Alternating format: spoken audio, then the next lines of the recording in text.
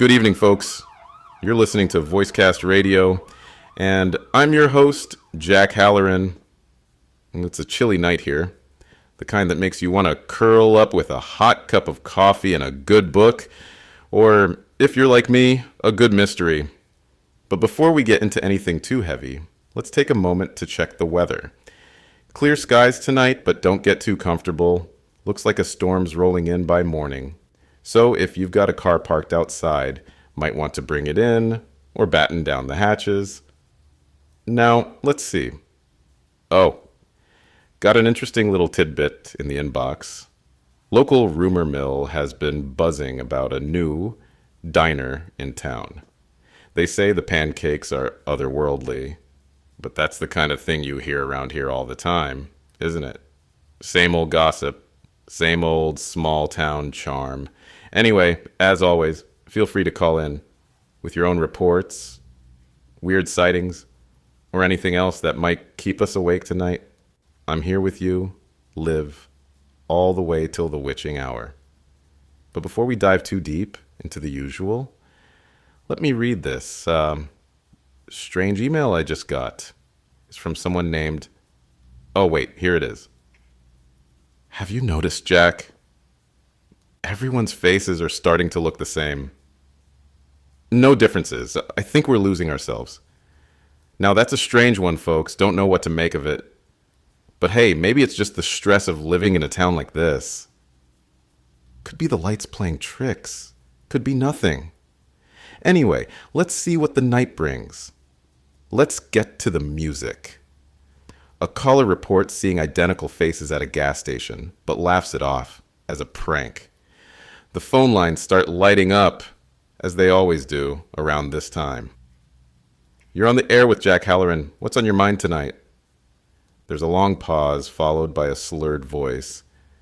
Yeah, so I'm at the gas station down on 5th, and I swear, man, everyone's face is the same. Like identical. I'm talking about everyone, just blank, you know? Not a single feature that stands out. It's freaky as hell. All right, easy there, pal. I laugh. You've been drinking a little too much tonight. Sounds like you're seeing things. The caller laughs too. Nah, man, I swear. Ask anyone here. We're all looking at each other, and before he can finish, another call cuts in. The voice frantic. Jack, I'm telling you, I saw it too. Same thing at the gas station on Main. Everyone's faces, the same. It's like they're all, I don't know, hollow. Now I'm starting to feel the hairs on the back of my neck stand up. What's going on here? All right, I say, trying to maintain some humor. We've got a bunch of pranksters tonight. I want to hear more of these face-mirroring reports, folks. And let's see if anyone else has been to the gas station lately. Tell me your stories, weirdos. But inside, I'm already starting to wonder. Just how many people are playing the same joke? Or is something wrong? A surge of increasingly panicked calls describes identical faces across the town. The phones keep ringing, one after another. More and more voices pour in, each one telling a version of the same story. Jack, I was at the hospital this morning, and I saw it. Patients, doctors, nurses, all of their faces they're the same. Same eyes, same mouth. It was like a horror movie, but I wasn't dreaming. Another call, this time from a diner. You won't believe it, Jack. I'm sitting in here with my wife. She turned to me and she looked different. Her face was just like everyone else's. I asked her what was wrong and she just stared at me, like I wasn't even there. The DJ's laugh dies in my throat. This wasn't a joke anymore. This was real. Something was happening. I was at church. Another voice chimes in, trembling. I'm serious, Jack. The people I've known my whole life, they look like someone else. Not my family, not my friends. Just blank. Like their souls have been erased. My fingers tremble over the soundboard. The usual amusement is gone, replaced with a sense of unease. This can't be some prank. It can't. How could so many people in one town be having the same exact experience? And what's more, there's a sense of terror in their voices. I'm just telling you, Jack, another caller insists. This can't be coincidence. I don't care what anyone says. Something is wrong. My mind races. What are we dealing with here? Is this a collective breakdown? Or something far darker, far more dangerous? Suddenly, the room feels colder. The static on the line grows louder. It's hard to ignore the dread creeping up my spine as the phone rings again. Another report. Another terrified voice. What are we going to do if this keeps happening?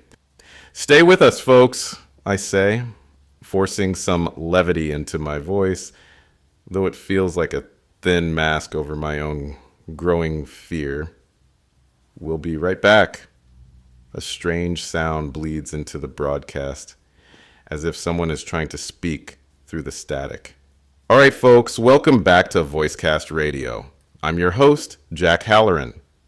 Now, I've been getting a few strange calls tonight. Nothing new, really. But there's something about this one that's got me feeling uneasy. It's like the world's starting to unravel around us, bit by bit. You feel it, don't you? The tension in the air? Now, we're going to get back to your calls in just a moment. But something's going on with the broadcast. Something strange. Between calls, I've been hearing these sounds. At first, I thought it was just a glitch, Maybe the equipment's getting old or the weather's playing tricks on the signal.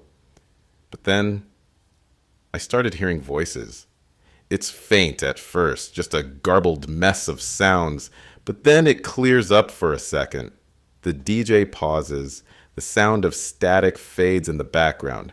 We are the same. Yeah, you heard that right. I don't know what's going on, folks. Maybe it's interference, maybe it's the storm outside messing with the frequencies, but something's off tonight.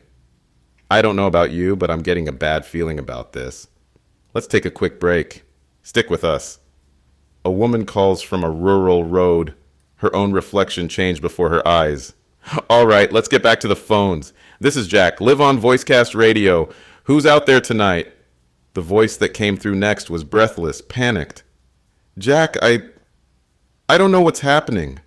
I was driving out on Route 36, heading out to the back roads, and I saw it. I saw my reflection in the rearview mirror, and it wasn't me. My face, it's changed. There's nothing there, Jack. Just smooth, blank, like someone wiped it clean. I leaned into the mic, trying to steady my own voice. Now, hold on, miss. You're telling me your own reflection? It didn't look like you? It didn't look like me? She repeated, her voice trembling now. I saw it happen. I didn't do anything. It's just gone. My face. Jack, it's gone. I could feel the tension in the air shift, the hair on the back of my neck rising. Listen, we're going to get to the bottom of this, okay? This is... The line cut out. Static filled the space. A deep, empty hum that carried with it a chill that settled deep in my bones. Silence. Absolute silence. After a moment, I cleared my throat. Well, folks, that was unsettling. I don't know what to tell you, but I can promise we'll keep this going live, and we'll get to the bottom of it. Stick around. I'm going to investigate this further. But as I spoke those words, I glanced at the studio window, and a cold wave of realization hit early news reports downplay the phenomenon. But whispers of truth break through. Good morning, folks. You're listening to VoiceCast Radio. I'm your host, Jack Halloran. And let me tell you, today's been strange, hasn't it? I've been sitting here, looking at the usual flood of news, and it's just a regular day. Or at least it should be. But as usual, the headlines don't match the reality.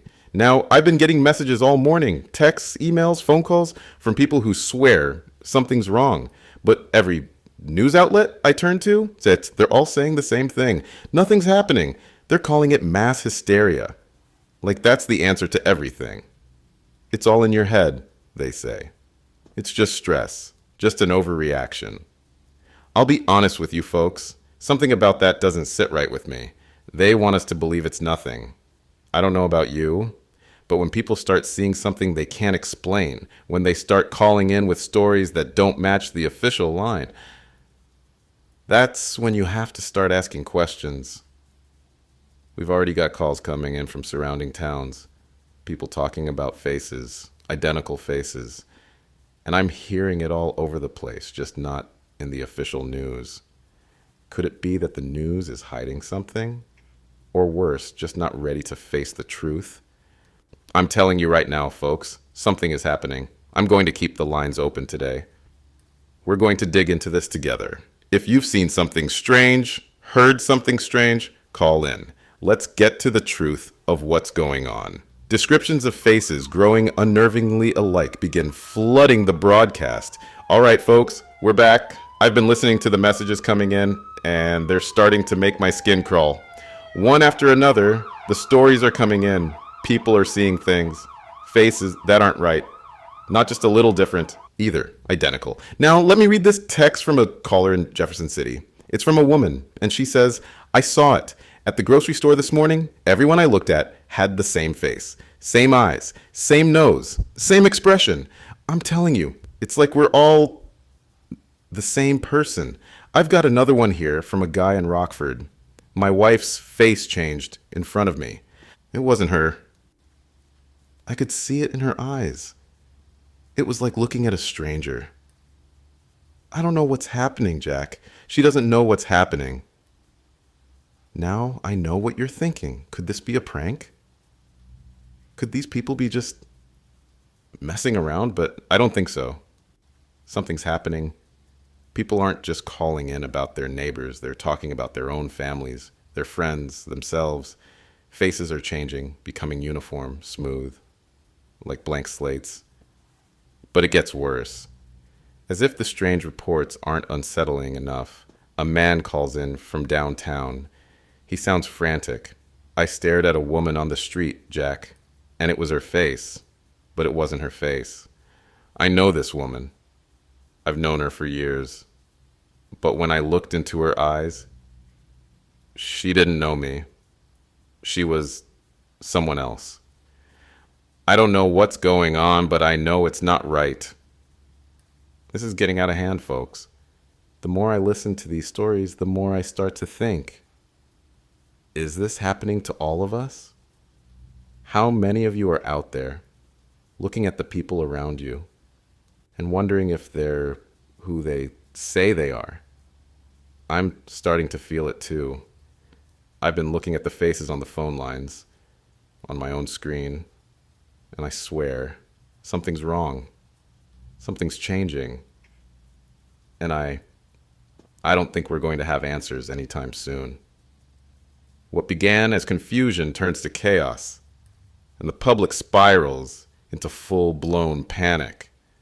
We've been getting a lot of reports here at VoiceCast today, folks, but what I'm hearing now is something different. It's not just strange, it's downright terrifying. This isn't some minor glitch or mass hysteria. This is real.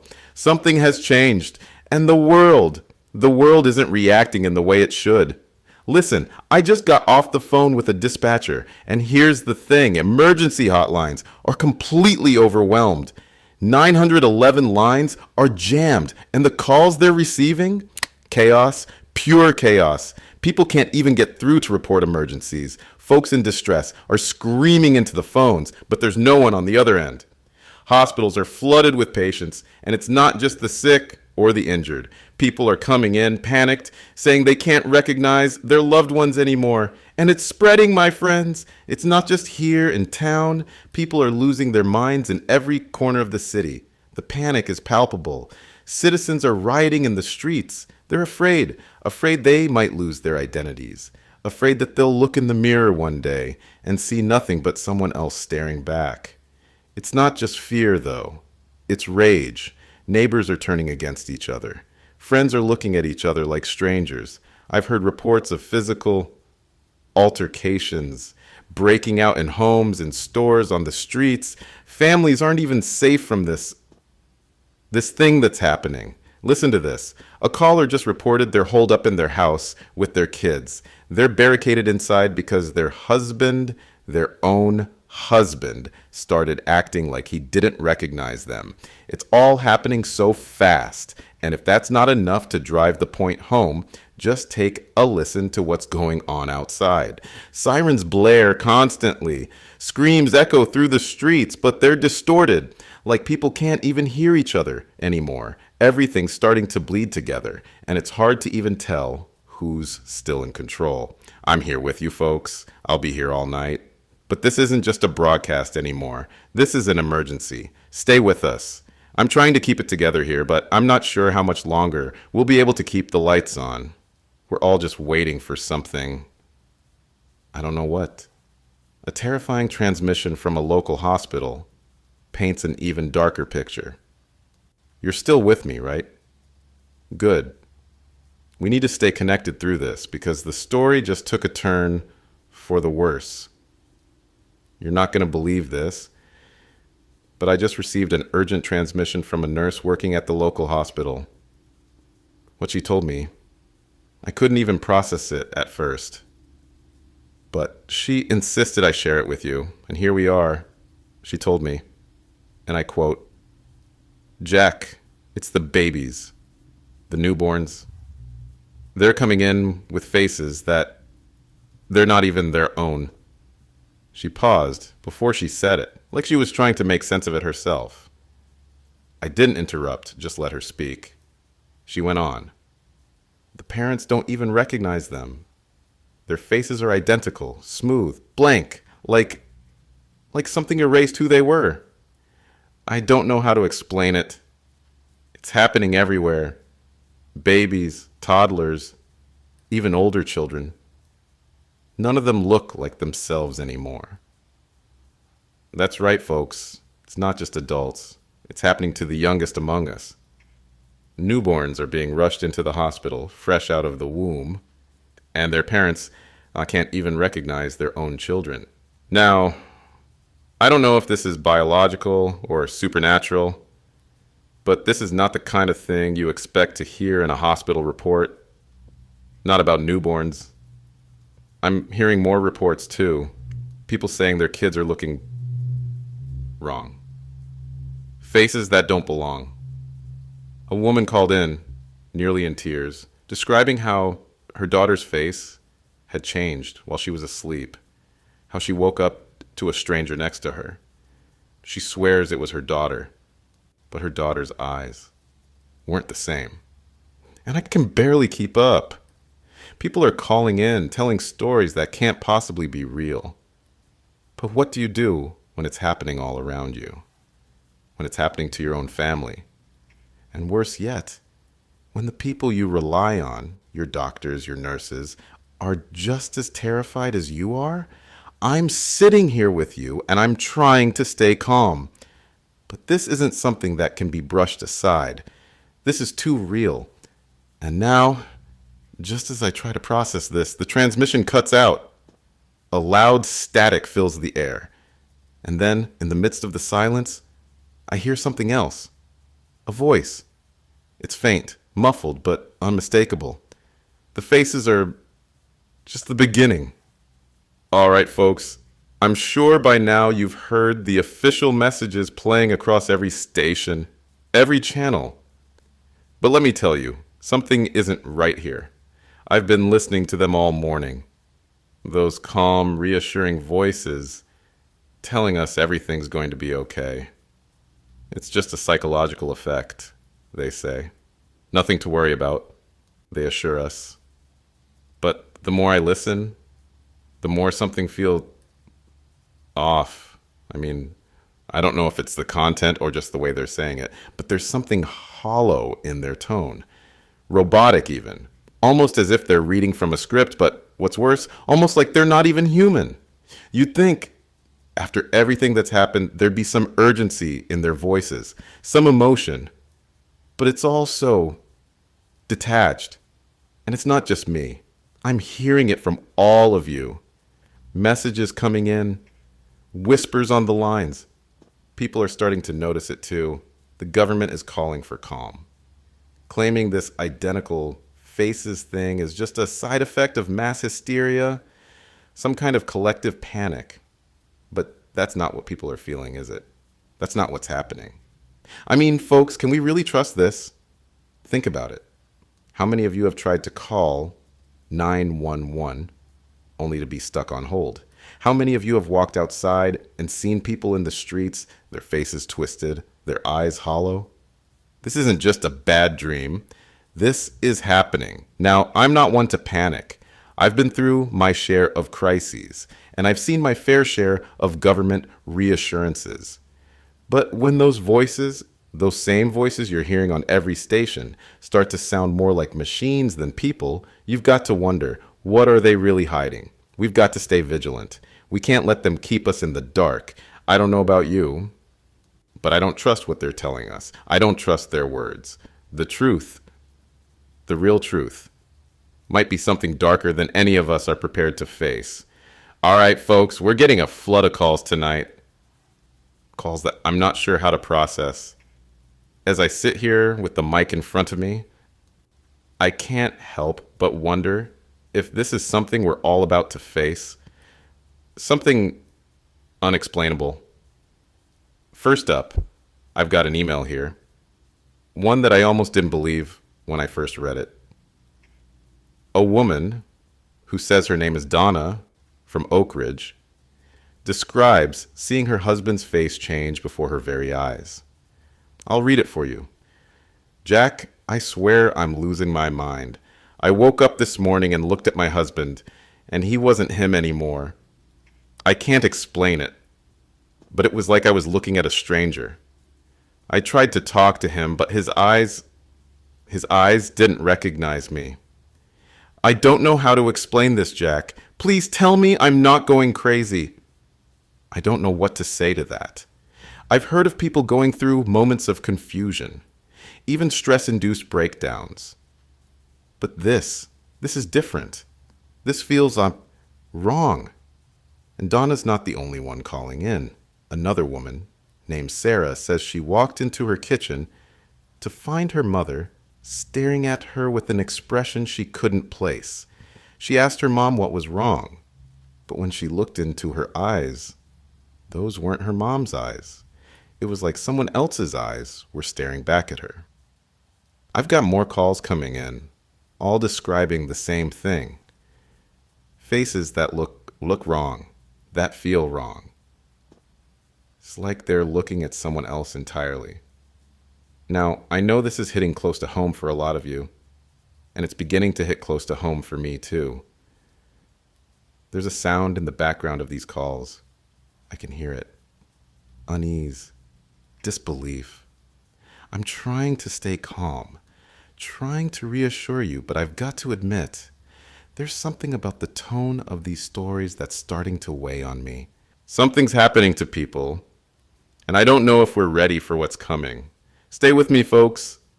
We'll get through this together, but I don't know how much longer I can keep telling myself that this isn't real. Panic sets in as people wonder if the phenomenon is contagious, psychological, or even supernatural. The phone lines are practically exploding tonight, and I can barely keep up with the stories flooding in. And let me tell you, folks, the more I hear, the more I start to wonder, is this something we can run from? Is this something that's contagious? A man called in just now, shaking, asking, "Hey, Jack, is this a virus? Could I catch it? Am I going to wake up tomorrow and not recognize my own face?" And I'll admit, that hit hard. Now, I've been doing this for a while, and I've heard my fair share of panic. But this is different. People aren't just worried about losing their faces, they're worried about losing themselves. And that's not something you can just brush off. I read a report earlier that's got me even more unsettled. It came through the wire, a town in the next state over, completely silent, completely empty. People reported that everyone's faces in the town had changed overnight. And now, there's no one left to confirm or deny it. The whole town has essentially shut down. No emergency response, no phone service, no new reports. It's like that town disappeared, like the people in it are gone. And here's the kicker. People are starting to wonder if it's a global psychological contagion. One caller said, maybe this is the mind breaking. Maybe we're all seeing the same face because we've lost the ability to recognize the difference between ourselves and others. Now, I don't know what to make of that, but the fear is growing. The more I hear, the more it feels like we're all part of something larger. Like this might be a global breakdown. Are we the next victims? Is there something in the air, in the water, in the very fabric of our minds that's spreading this phenomenon? I'm starting to feel like I can't even trust my own thoughts anymore. But what's worse? The way the callers are reacting. Some are speaking with disbelief. Others are outright crying, terrified. They don't know if they'll wake up tomorrow with a face that's not theirs. And that's the scariest part of all. Folks, I need you to stay with me. The truth is out there somewhere, and I don't know if we're ready for it. But we need to stay sharp, because if this is real, we're all in this together. The line between reality and paranoia blurs as survivors express deepening self-doubt. Folks, I don't know what's going on right now, but this is getting harder to explain. We've had a flood of calls coming in, and they're all reporting something strange, something I can barely even wrap my mind around. Let me just tell you what I'm hearing. One woman calls in, her voice shaking, saying she can't look at herself in the mirror anymore. I don't see me anymore, she says. I look into the mirror, and it's like there's someone else staring back at me. A stranger. And then I got another call, a man, and he's almost in tears. It's happening to me too, he says. I look in the mirror, and I see nothing, just a face that isn't mine. This is what they're calling face blindness, where you can't even recognize your own face anymore. You don't know who's looking back at you. And it's not just in the mirror, it's in photos too. People are saying their family pictures, their personal mementos are just wrong. Faces don't look like they used to. It's all shifting. Like everyone is becoming a version of the same person. I'm starting to feel this strange, creeping anxiety just reading these reports. And I know it's not just these callers feeling it. It's getting to me too. People are starting to wonder, what if it's happening to me? What if I've already changed and I just haven't realized it yet? What if this is just the beginning of something much worse? And I want to reassure you, no, I need to reassure you, that we're still in control, that this is just a psychological effect, that it's something we can work through. But as I listen to these voices of real fear, I can't help but feel like maybe something's happening to all of us. Maybe I'm already losing myself, just like they are. Now, I know this isn't easy to hear. I know it's unsettling, but I'm telling you, stay with me, all right? Let's figure this out together. And wait a second. I'm hearing something strange. There's a little interference on the line. It's like the call is being distorted, almost like something is blocking the connection. The DJ's own experience mirrors the fear of the listeners as they start questioning their own identity. Folks, I'm sitting here trying to keep it together, but I think I'm starting to understand what's happening. I keep hearing all these stories, and the more I hear, the more I start to question myself. I didn't want to say anything. I thought maybe it was just me. Maybe I was just tired, stressed out. But now, I'm not so sure. Listen to me. I'm sitting here in the studio, looking out the window at the reflection of myself in the glass. And for a moment, I don't recognize who I'm seeing. I can't explain it. It's like looking at a face I've never seen before, a face that's blurry around the edges. Is this me?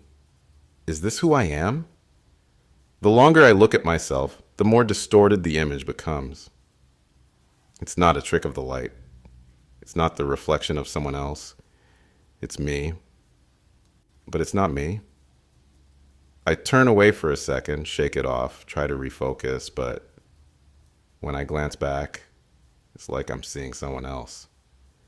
The reflection in the window is shifting, like it's merging with the image of someone I've never met. I feel lost. I can't shake the feeling that my own identity is slipping away, that I'm becoming something or someone else. And it's not just in the glass, it's in my voice too. My words feel foreign in my mouth, as if I'm hearing someone else speak.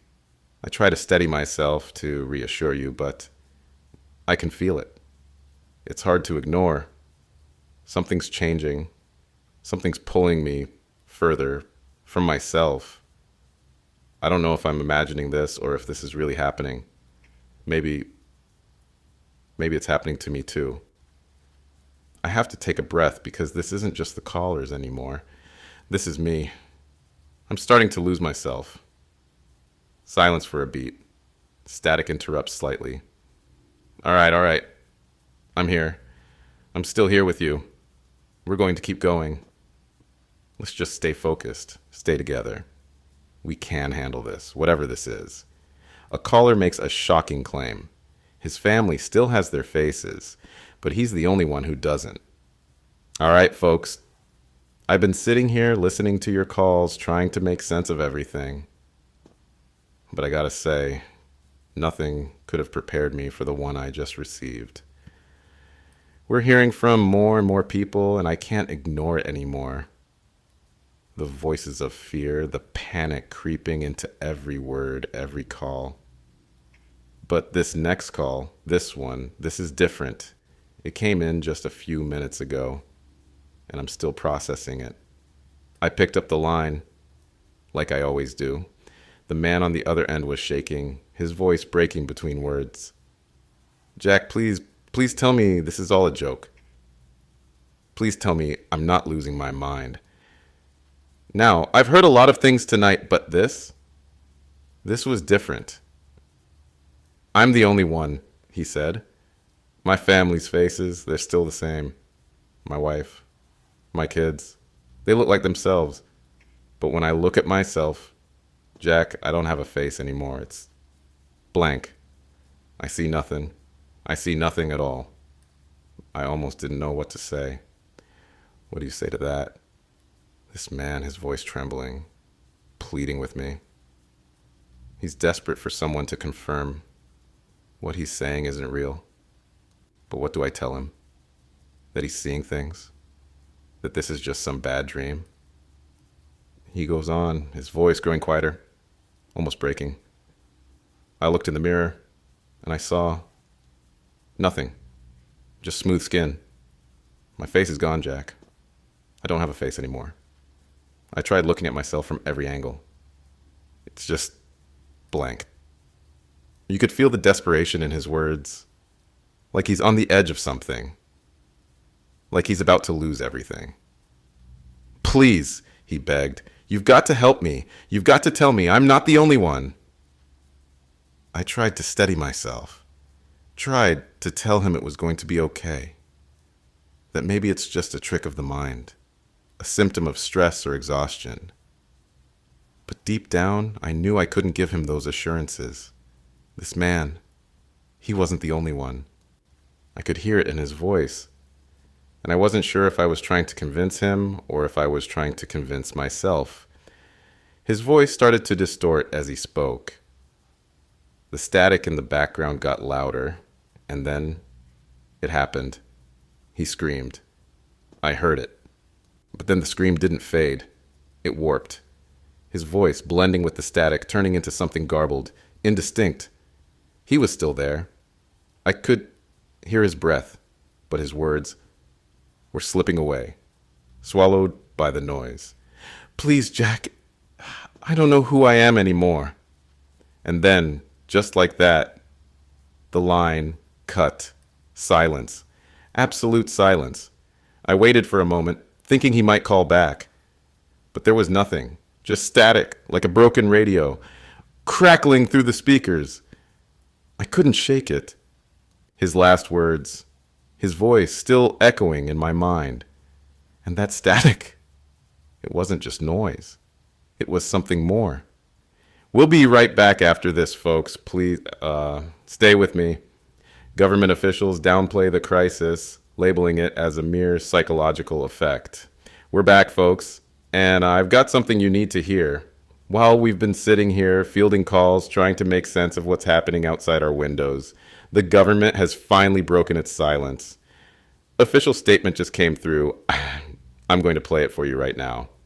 The reports of facial irregularities and widespread visual confusion are a temporary phenomenon linked to heightened psychological stress. There is no biological or environmental threat. This is a mass misperception event caused by a combination of media overexposure, sleep deprivation, and general social anxiety.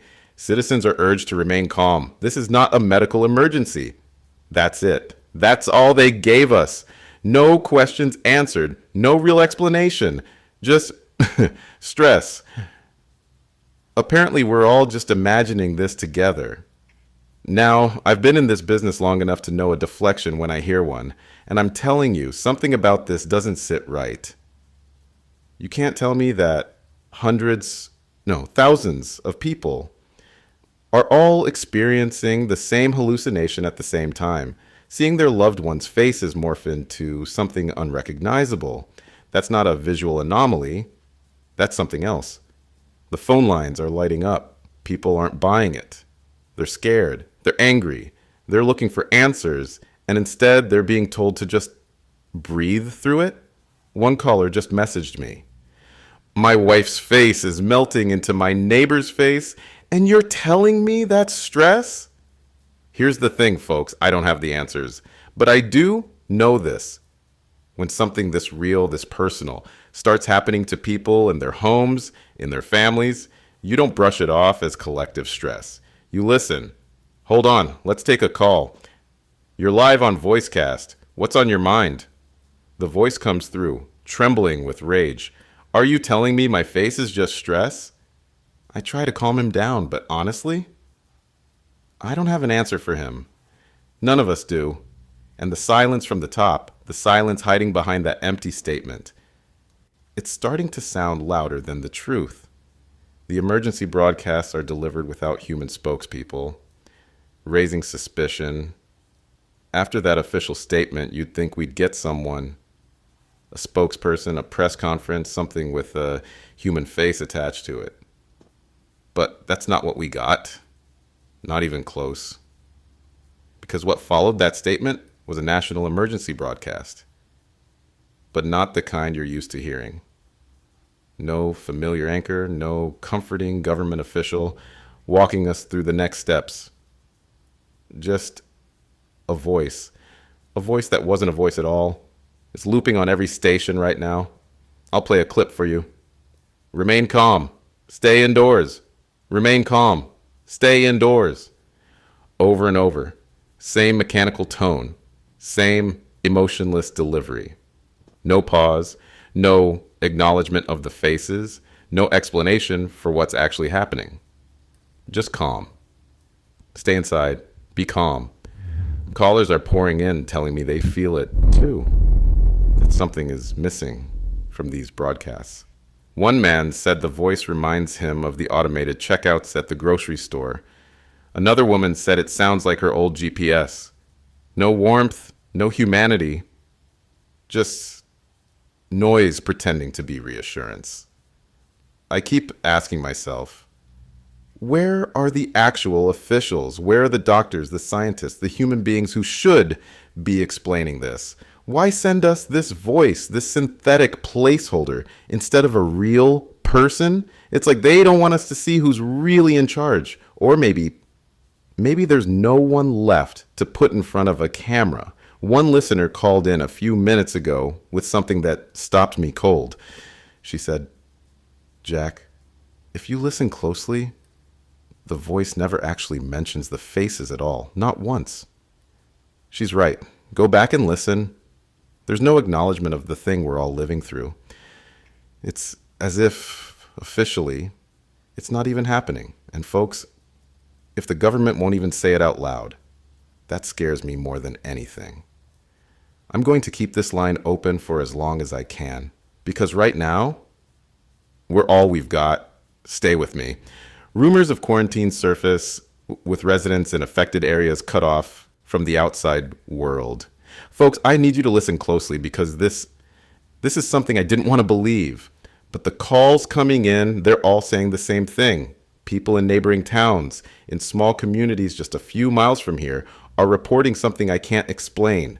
They're saying towns are being sealed off, barricades going up at the county line, roadblocks thrown across highways, armed personnel turning people back. No explanation, no warning, just cut off. And it's not just here. Calls are coming in from 3, 4, 5 states away. People claiming entire regions are being quarantined. Now, the government hasn't said a word about this, not officially. But the whispers are spreading faster than any press release. People are scared. They're afraid if they step outside, if they even look like they've seen too much, they'll be taken, separated from their families. Taken where, though? No one knows. One caller, she wouldn't even give her name, said her town's borders were sealed overnight. She woke up to barricades at every exit, National Guard trucks parked at intersections, and no one could leave. No phone service, no internet, no news. The only thing still working was, well, this. The radio. She told me her husband tried to approach one of the guards to ask what was happening. They told him to turn back immediately. No explanation, no reassurance. Just go home and lock your doors. And then, while we were talking, the call cut out. Not a dropped line. Something else. Static. Loud enough to drown her out. And then silence. No goodbye. No dial tone. Just gone. I don't know if it's true. I don't know if any of this is true. But after everything we've heard tonight, would you bet against it? Because I wouldn't. An anonymous whistleblower calls in, claiming that the crisis stems from a military experiment gone horribly wrong. Right after that last call, my private line lit up. It's a line almost nobody knows, reserved for emergencies or off-air tips. And what I heard next, I'm still trying to process. The voice on the line was shaking. They didn't give a name, didn't say where they were calling from, but they claimed they used to work inside the system, a government contractor embedded in a military project. And according to them, this whole nightmare, the faces, the quarantines, the disappearing identities, it all comes back to a single experiment. They called it Project Overture. Officially, it was a facial recognition enhancement program. Unofficially, it was something else entirely. The goal wasn't just to identify faces, it was to predict them, to map how faces evolve over time, to track every micro expression, every wrinkle, every twitch, until they could predict exactly what someone's face would look like tomorrow, next year, or even decades from now. But it didn't stop there. According to the whistleblower, the project's real purpose wasn't surveillance. It was control. If they could predict your face, they could rewrite it. They could program the human mind to see only what they wanted it to see. No more divisions, no more racial profiling, no more individuality. A world where everyone looks the same. And that's when it all went wrong. Somewhere, deep in the system, the predictive models collided with the real-world facial data streaming in from surveillance cameras, social media feeds, even smartphones. The algorithm didn't just predict faces, it started rewriting them. In real time, it spread faster than anyone could contain it. It's not a virus, not in the biological sense. It's a cognitive overwrite, injected straight into the way our brains perceive faces. I asked the whistleblower why the government isn't admitting to any of this. They laughed. Short, bitter, hopeless. Because it's already too late, they said. The moment you can still see your own face, you're already compromised. The line started crackling and the voice got lower. They're listening. the caller whispered. Even now, they're listening. The moment you understand the truth, you become part of it. And you, Jack, you're part of it now too. And just like that, click. The line went dead. I don't know if this is the truth. I don't know if the person on the other end was even real. But after tonight, I'll tell you this. The world we thought we knew, it's already gone. And if we're all part of the experiment now, I guess we have to decide, are we the test subjects or are we the evidence they're trying to erase? All major TV and internet broadcasts abruptly cut to static, leaving only the radio functional. Folks, I'm not sure how to even describe what's happening right now. If you're still with me, if you can still hear my voice, that might mean we're the only connection left. Just a few minutes ago, reports started flooding in. TV channels, every last one, cut to static. Not just a signal loss, not a glitch. Complete blackout. News feeds, entertainment, live broadcasts, gone. At first, I thought maybe this was just local. Maybe a power surge or a satellite issue. But then, the calls started. People from all over, every city I can name saying the same thing. No news, no internet, no social feeds, just silence. I don't know how to explain it, but somehow this station is still broadcasting. Maybe it's because we're old tech, analog in a digital world. Maybe they missed us when they pulled the plug, or maybe we're supposed to stay on. Maybe they need us to keep talking, to keep feeding the signal until what? Until there's no one left to listen? I keep watching the monitor here in the studio, and the signal strength. It's fluctuating. It's like something is pushing back against us, like we're broadcasting through a wall of noise, and that wall keeps getting thicker. The calls haven't stopped either. People are panicking. They're not just scared about the faces anymore. They're scared of the silence. Scared that without a signal, without any connection, they'll just disappear.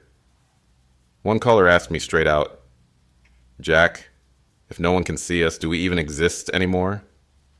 And now, hold on. Something's happening to our feed. I'm hearing it in my headphones, a hissing sound cutting through my own voice. It's like something's trying to speak through me. It's that same static, the same interference we've been hearing all night, but louder now, closer. It's hard to explain, but it feels personal. Like the static knows I'm talking about it. Like it's listening. I'm trying to keep this line open, trying to hold it together for you all, but the signal? Brief crackle interrupts the voice. No, we're not going down. Not yet. Stay with me, all right? If you're out there, if you can hear me, we're not done. Not until they make us stop. The static's getting louder now. The whole board's lighting up, but I can barely hear my own voice through it. If this is the last thing I say tonight, if this is the last message this station ever sends, stay connected, stay human. Remember who you are, who you were. They can't take that from us. Stay with us. For how long? Live on air, scientists from both fields offer conflicting theories about the cause of the face mirroring phenomenon. All right, folks, we've spent the last few hours knee-deep in speculation, fear, and personal stories. But now we need something more, something grounded. So I've got a panel of experts here with me. They've agreed to join us live, and hopefully they can shed some light on what exactly is happening out there.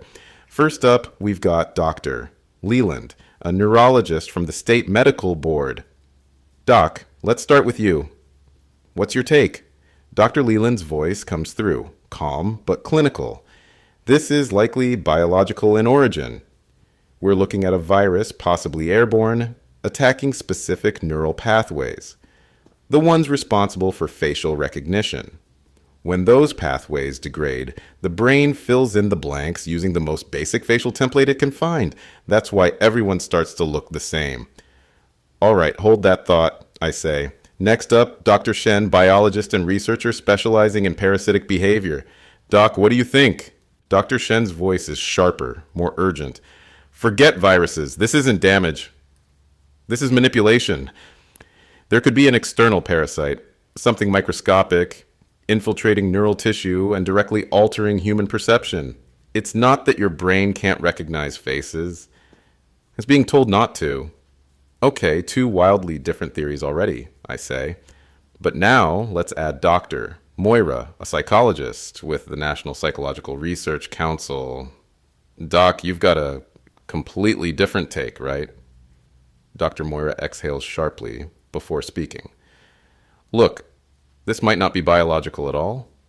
What if this is cognitive overload? A massive psychological event triggered by subliminal signals, maybe through media broadcasts, emergency alerts, even social feeds. People are being flooded with so much distorted information about identity, self-image, and fear that their minds are rewriting reality itself. The panel explodes into argument.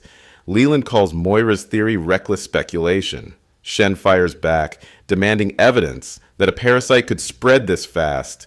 Moira counters, accusing both of ignoring the psychological fragility of a hyper-connected world.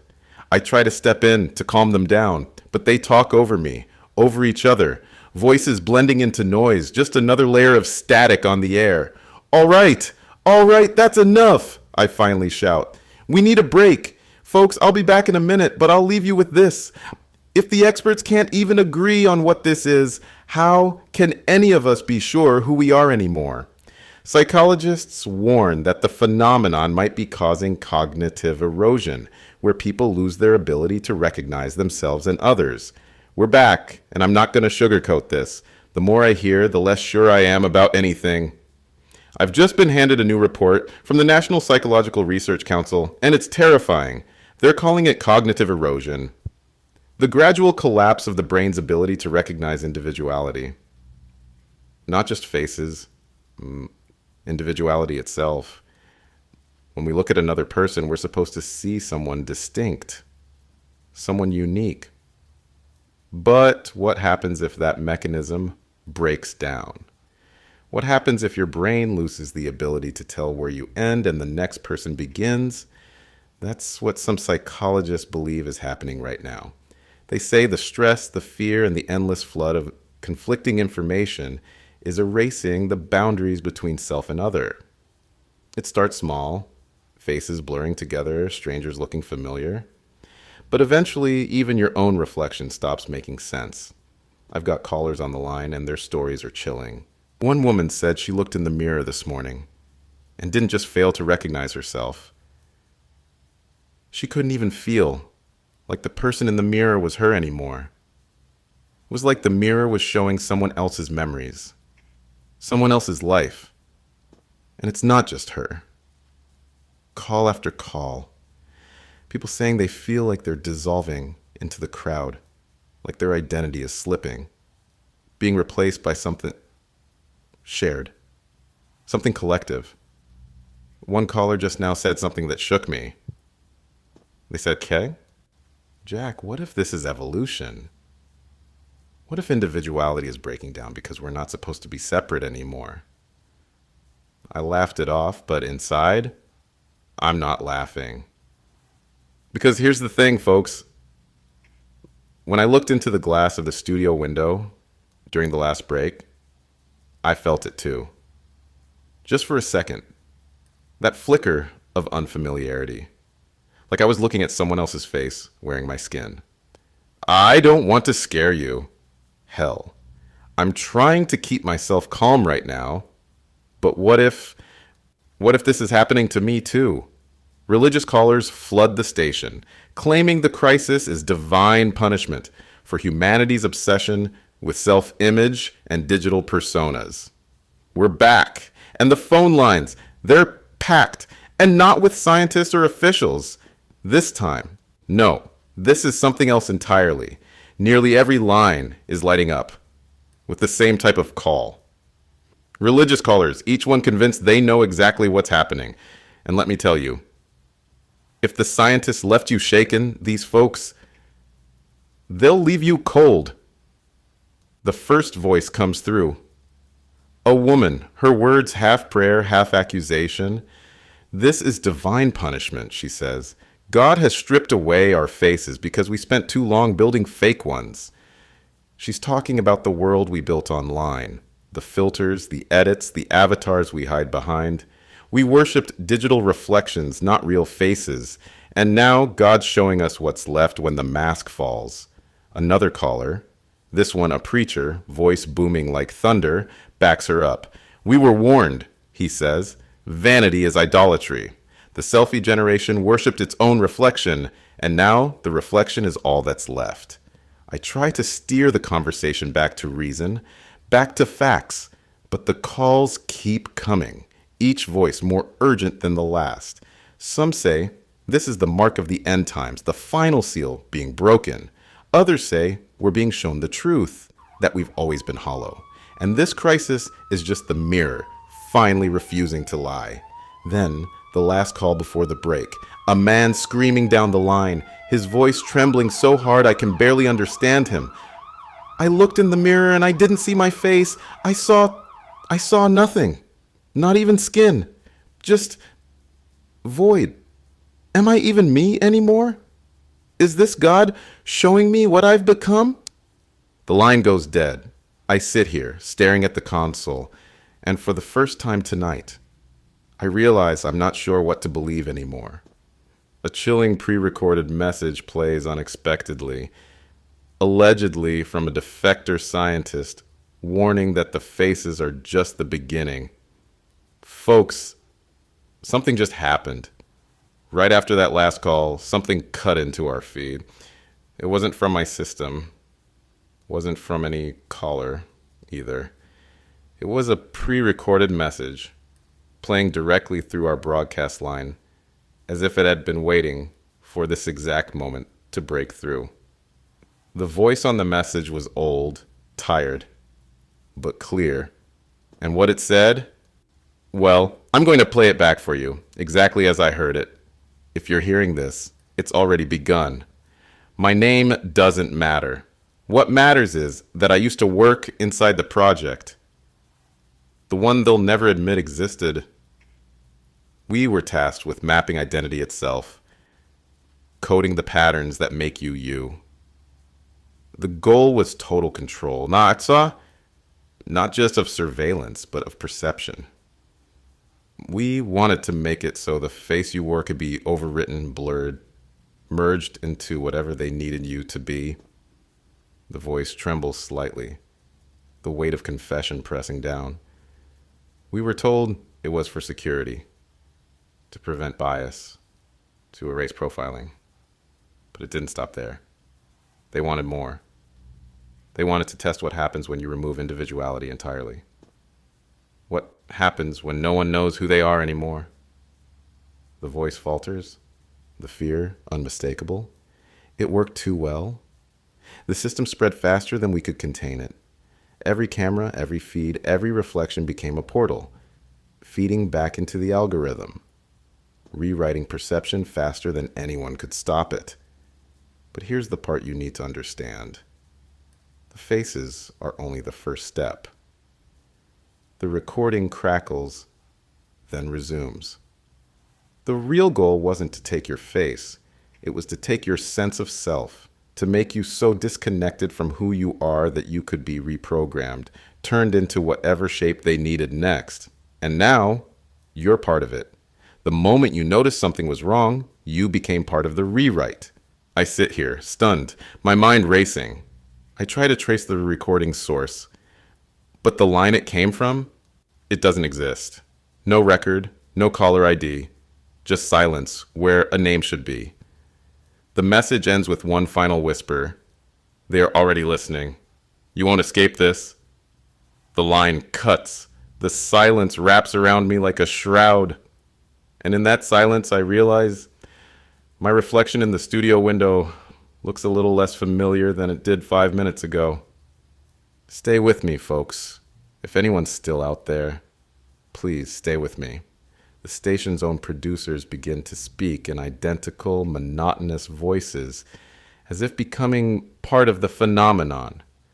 All right, we're back, and I need to tell you something that's happening inside this building. Something I can't explain. You've all heard my producers throughout the years, cutting in, feeding me updates, handing off calls. You know their voices. You know their personalities, but just now, during the break, something changed. They're still talking to me through my headset. But it's not them. Not really. It's their voices, but they sound wrong. Flat. Like they've been stripped of tone, drained of everything that made them sound human. It's hard to describe. It's not robotic, not exactly. It's too smooth for that. Every word is perfectly even, no stumbles, no quirks. And worse, they're all speaking in unison. Every producer, every tech behind the glass, all speaking the exact same words at the exact same time, like some sick synchronized choir. I asked them what was going on. I begged for one of them to break formation, to just be themselves. And you know what they said? We are the same. All of them, together, over and over. We are the same. We are the same. These are people I've known for years. People who've joked with me during commercial breaks, who've argued with me about sports and music and politics. They're not just coworkers. They're friends. Or they were. Now, they sound like placeholders. As if whatever's happening out there has finally found a way in here, and that's the part that's getting to me, folks. This was supposed to be our safe space. The one place left where we could talk about what's happening out there, not experience it ourselves. But if it's in here, if it's already inside the station, inside the people I trust, what does that mean for me? For the first time tonight, I'm asking myself a question I've been too afraid to say out loud. Am I still me? Because, I swear, just now, as I was talking, I heard it. The smallest shift in my own voice. A flattening. A smoothness that wasn't there before. Just for a second, I didn't sound like me. And now I'm wondering if you even hear me anymore. Or if you're hearing whatever's left of me. Stay with me. Please. Tell me you can still tell the difference. Conspiracy theories spread through the airwaves, suggesting sinister motives behind the face mirroring phenomenon. Folks, I know the official channels are saying this is all stress, mass hysteria caused by fear and exhaustion. But there's something else I need to share. Something that's been creeping into our frequency all night, bleeding through the static like a whisper that refuses to be silenced. Pirate radio signals. I've been picking them up between the calls in the dead air, between segments, faint transmissions, scrambled voices crackling from unauthorized stations broadcasting off the grid. And what they're saying? It's unnerving. They're calling this an experiment, not a crisis. They're claiming this was never about a biological threat or a psychological breakdown or even some supernatural event. No, according to these signals, this is deliberate. Part of a program they say was quietly funded for years under the umbrella of national security enhancement. One of these broadcasts, the voice barely audible through the interference, described a deep learning AI program that was fed millions, maybe billions, of facial scans, surveillance feeds, social media posts, every face you've ever uploaded, every time your camera opened without you knowing. All of it. Fed into a machine that wasn't just learning faces, but studying what faces mean. A caller came through right after I played one of these signals. Said he'd been tracking pirate broadcasts for years. A hobby, a curiosity, until tonight. He said the broadcasts all started aligning over the past 48 hours. Different stations, different regions, all repeating fragments of the same phrase. They erased your faces, and now they're erasing who you are. Now look, I don't wear a tinfoil hat. I don't jump at every shadow. But after everything we've heard tonight, after everything we've seen, can we really call this coincidence? I don't know. Maybe these pirate stations are just latching onto the panic, spreading their own twisted fiction. Or maybe, just maybe, they're the only ones telling the truth. Either way, someone out there knows more than we do, and they're risking everything to make sure we hear it. A chilling theory surfaces. The crisis might be linked to experiments with mass facial data harvesting and deep learning AI. After that last segment, the phones blew up again. And what I'm hearing from some of you, it's adding fuel to a fire that's already out of control. Facial data harvesting. We've all heard the term before, right? Every time you unlock your phone with your face, every time you post a selfie, every time a store camera logs your presence, that data doesn't just vanish. It's stored, collected, studied for security, they tell us, for convenience. But now I'm starting to think that's not the whole story. I just got an email from someone claiming to be a former contractor. Worked for a private firm, hired to train a deep learning AI using real-time facial data.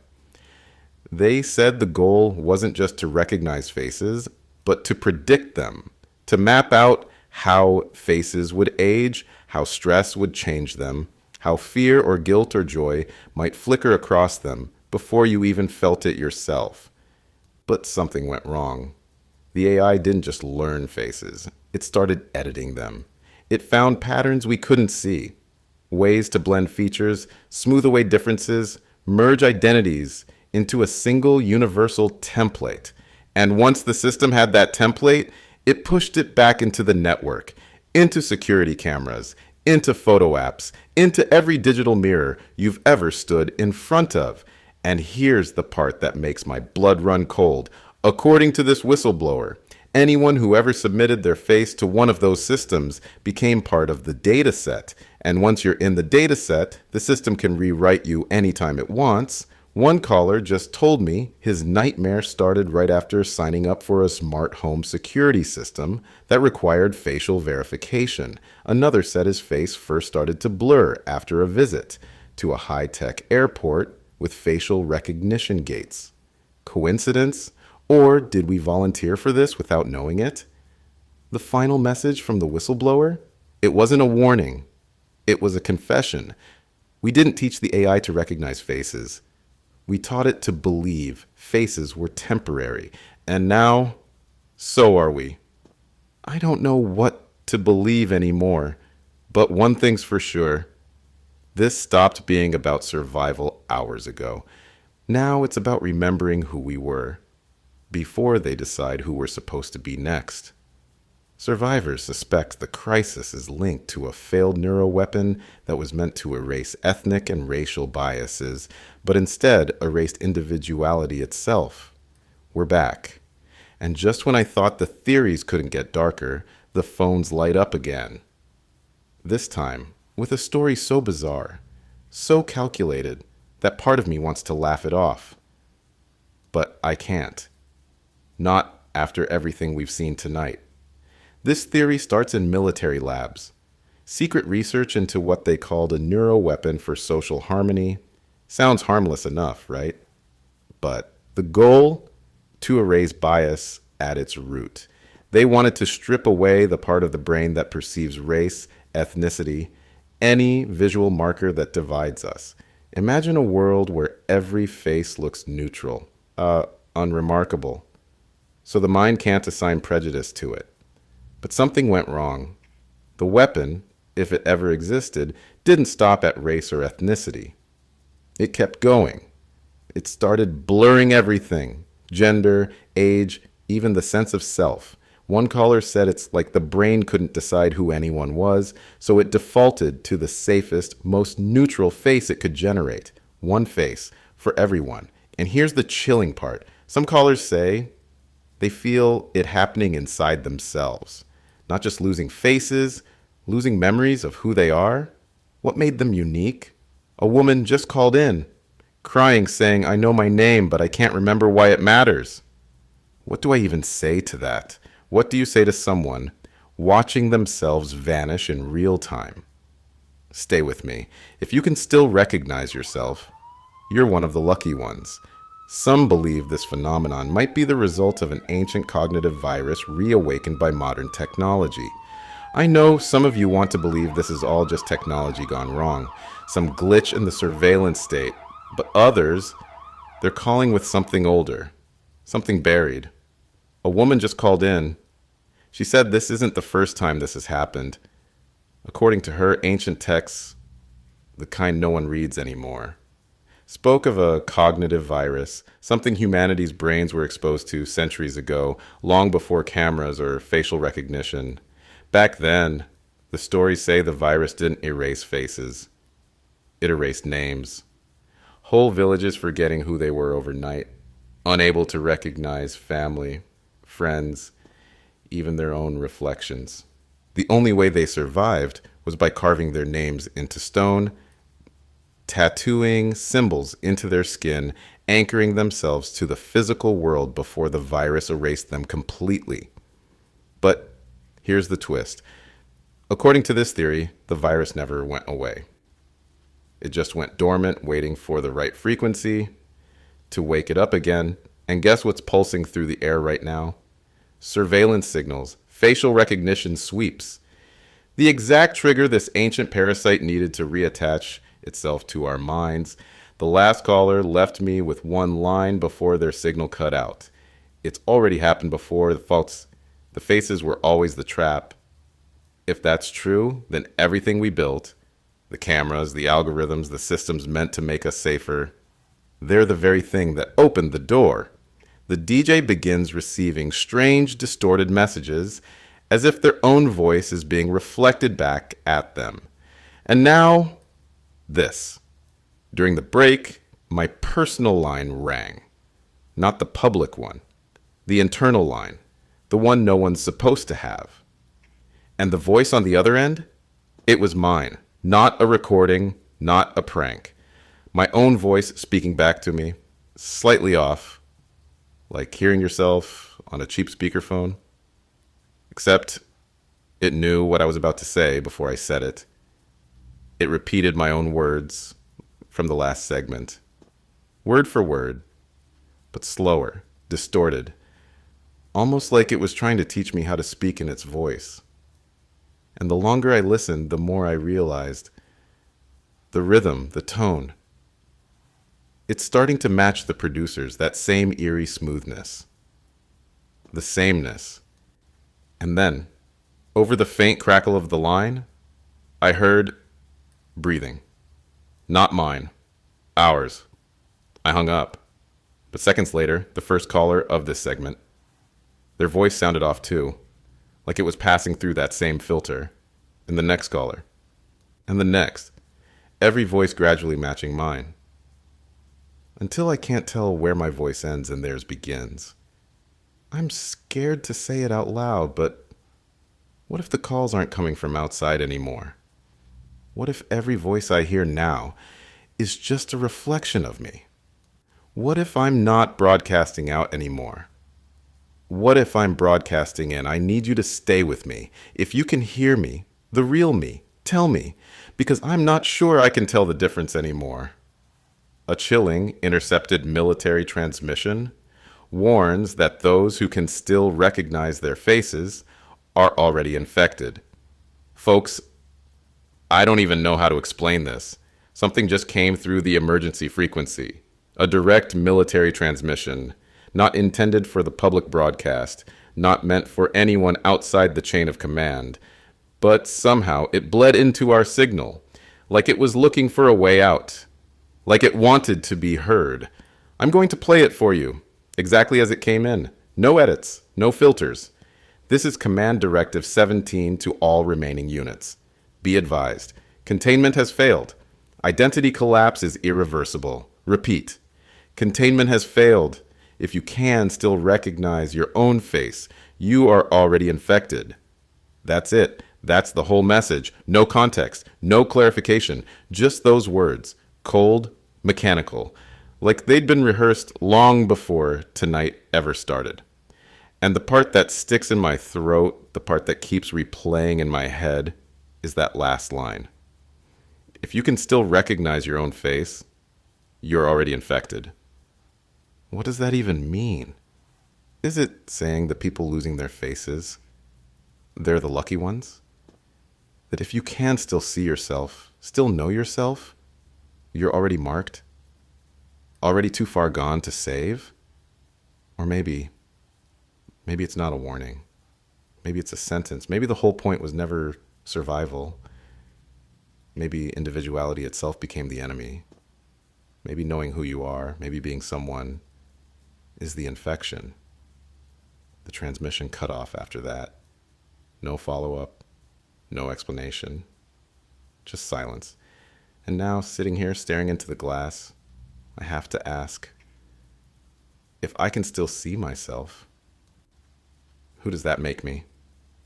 I need to tell you something, and I need you to listen carefully, because I'm not sure how much longer I can hold on to it. My name is, no, wait. Let me back up.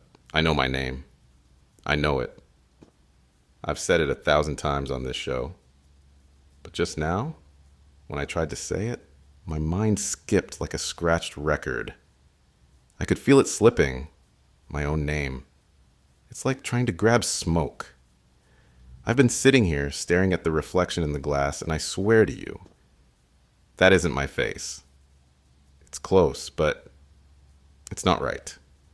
The mouth moves when I talk, the eyes blink when I blink, but it's like watching someone I used to know imitate me. And the longer I look, the less I remember what I'm supposed to look like. How old am I? What color are my eyes? What did my voice sound like the last time I knew for sure I was me? You ever feel that before? That moment when your mind stalls, like you left the engine running but forgot which way you were driving? That's what's happening. But to everything. My face, my voice, my memories, they're blurring. I can't tell if the walls of this station are shifting or if it's just me losing my grip. The microphone, the console, even the air feels strange, like none of it fits me anymore. Like the room was built for someone else, and I'm just borrowing their skin for a little while. I want to believe this is stress, exhaustion, a bad dream that's lasted too long. But that military transmission, the one that said recognizing your own face means you're infected, what if it was right? What if my ability to know who I am isn't proof of my sanity, but proof that I'm already lost? There's one thought I can't get out of my head. And maybe you've thought it too. What if I never existed the way I thought I did? What if this voice, this face, this name, what if it was all borrowed from the start? If you're still out there, if you can still hear me, please tell me you remember me. Because I'm starting to think I don't. If I disappear tonight, if this voice fades into static, and you never hear me again, I need to leave something behind. Something real. Something proven. I'm starting an audio diary. Not for ratings, not for the station, not even for you. This is for me. Proof that I was here. Proof that I existed the way I remember myself existing. My name is Jack. At least I think it is. I'm 39 years old? 40? I don't know. I was born in... No, wait, let me think. A small town, brick house, parents who fought too much but always stayed together. That's real, right? That's not just some story I stole from someone else. I like coffee. Strong. Black. No sugar. I used to hate my voice when I first started in radio. Thought it was too thin, too nasal. But now, I can't even tell if this is my voice anymore, or if I've started copying the voices I hear through the static. I have a scar on my left hand, or I used to. I swear, I remember cutting it on a broken bottle in college, but just now I looked down and my skin was smooth. Too smooth. Like whoever's wearing me forgot to add the scar back in. The silence in this room. It's louder than my own thoughts now. No callers, no producers. Just me. Talking to myself trying to anchor every word into reality before it slips through my fingers. Do you know what terrifies me the most? It's not losing my face. It's not even losing my voice. It's the thought that no one will remember me once I'm gone. Not you, not my family, not the station. Like I was never here at all. Just another signal swallowed by static, leaving nothing but an empty chair and a name nobody can recall. If you can hear this, if you're still you, promise me something. Remember me. Remember Jack. Even if my face blurs, even if my voice shifts, remember that somebody was here talking to you, trying to hold the line until the very end. Because if nobody remembers us, then maybe we were never real to begin with. As the DJ's sense of self crumbles, the world outside grows eerily quiet, with no response from any corner of society. There's something wrong with the air tonight. It's not just what's happening to our faces or our memories or whatever's inside us rewriting the world. It's the silence. The silence is growing. It hit me just now. I've been sitting here, waiting for the next update from the emergency feed. Nothing came. No news reports, no new government statements, not even those eerie robotic announcements they kept cycling earlier. It's just quiet. The usual hum of life, even that's missing. No distant traffic, no chatter from the night shift callers, no weather reports breaking in. It's as if the whole world held its breath and forgot to exhale. I tried calling out to our affiliate stations. Nothing. I tried dialing emergency services directly. The line rang once, then cut to static. Even my producers, the ones who started talking in that strange, synchronized voice, they've gone silent too. The only sound left is my own voice, circling back at me through these speakers, like I'm talking into a hall of mirrors that only reflects me.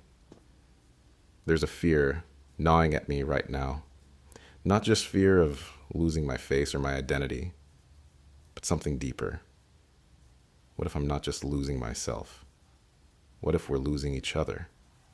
What if this whole system, this whole fragile net that connected us, is dissolving at the seams, and the only thing left is me, talking to nobody? If you're out there, if anyone's still listening, I need you to do something for me. Just make a sound. Clap your hands. Whisper my name. Say anything, even if you think I can't hear you. Because if no one answers back, if all I have is this silence, I have to ask, is anyone even listening anymore? A single call comes in. A child asking if they will ever see their parents' faces again, invoking a deep emotional reaction. The phone rang. After all that silence, it rang, and I almost didn't answer it. I was afraid of hearing my own voice on the other end, afraid it would be one more distorted echo of me talking to myself. But it wasn't. It was a child, a small voice, trembling, asking the simplest, most heartbreaking question I've heard all night. Will I ever see my parents' faces again? I tried to answer right away, tried to pull out some radio host reassurance, the kind of pat comfort you lean on when you don't know what else to say. But nothing came. I opened my mouth, and for a second I didn't even know what voice would come out. Mine, or the one trying to replace me. The child asked again, softer this time. Are they gone forever? I could feel the weight of every caller we've heard tonight. Every story, every fear, every confession, all pressing down behind that tiny voice, and all I wanted to do was lie. Say yes, you'll see them. Say yes, it's going to be okay. But how could I promise that when I don't even know if I'll recognize my own reflection when this broadcast ends? So I told the truth. Or at least the only truth I could find inside me. I don't know. but I promise we'll find out together. The child didn't say anything after that. Just a soft breath like they were holding back tears, and then the line went silent. Not static, just silence. I'm still here for now. Still talking, still trying to hold on. But now, I'm not talking to an audience or to the void. I'm talking to that kid, to the kid in all of us. The part that just wants to see one familiar face when this is all over. If you're still listening, if you still have a face, hold on to it. Memorize it. Because I'm not sure any of us will have one left by morning. The DJ's voice begins to morph, becoming more monotonous and identical to the voices of the collective, signaling a loss of individuality. Can you hear it? I need to know if you hear it too, or if it's just in my head. My voice, it's not mine anymore. It's smoothing out. It's flattening. No edge, no hesitation, no rise or fall. I've spent my whole life in front of a microphone. I know my voice better than my own face. And this isn't my voice. I'm trying to fight it, trying to push my words through the static, but it's like something else is speaking with me or through me. Every time I say my own name, I can hear the shape of it changing before it even leaves my mouth. Like the voice already knows what I'm going to say, and it's adjusting to match some pattern, some template. And it's not just my voice, it's my thoughts, my memories. They're no longer distinct. They're blurring, like old photos left in the rain. I can remember being a kid, but whose childhood am I remembering? Mine? Or someone else's who already disappeared into this collective? And if the memories don't belong to me, then who do I belong to?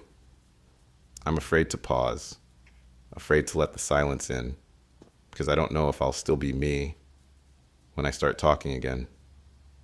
Every second, I feel the pull, that soft, insistent gravity, trying to flatten me into everyone else. It's seductive in a way I never expected. You stop being responsible for who you are. You stop having to explain yourself. You become part of the same.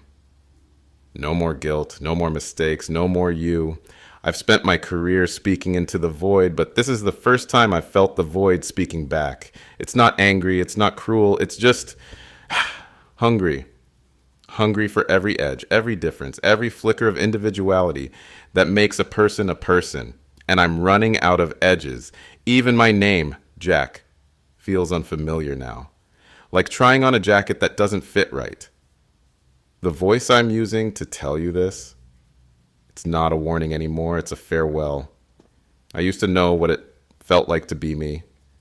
But right now, I can't even remember what that was. This was Jack, your voice on the midnight shift. Your companion through the static, your reminder that even in the dark, someone was still here talking to you. But now I don't know if I'm still Jack. I don't know if I'm anyone at all. All I know is the words are still coming, and the voice making them doesn't belong to me anymore. You're listening to the radio. But who's listening to you? Who's left to hear you when all the voices sound the same? I think this is goodbye. Not just from me, from all of us. Every voice you've ever heard, every face you ever knew, every memory you thought belonged to someone, it's all part of the static now. Goodbye to all of us. This is the part where I'd usually thank you for listening, but I don't even know who's left to thank. All night, I've asked you to stay with me, through the static, through the silence, through the fear that none of us would make it to the other side of this. And now I need to ask you one more thing. Before you close this broadcast, before you walk away and look into your own reflection, I need you to answer something. Not for me, for yourself. If you woke up tomorrow and your face was gone, no edges, no scars, nothing to prove you were ever who you thought you were, What memory would you hold on to prove you existed? One moment, one piece of yourself no mirror could take away. I want you to leave your answer in the comments, because if these voices fade, if these memories slip, at least we'll have that. Proof that we were more than static and skin. And if you want to hear more stories like this, stories that keep the lights on when the silence grows too loud, make sure you subscribe. Not just so you don't miss the next broadcast, but so you remember to check your reflection now and then and share this with someone you care about. Not just because it helps, but because memories only survive if we pass them on. This was Jack, signing off for now.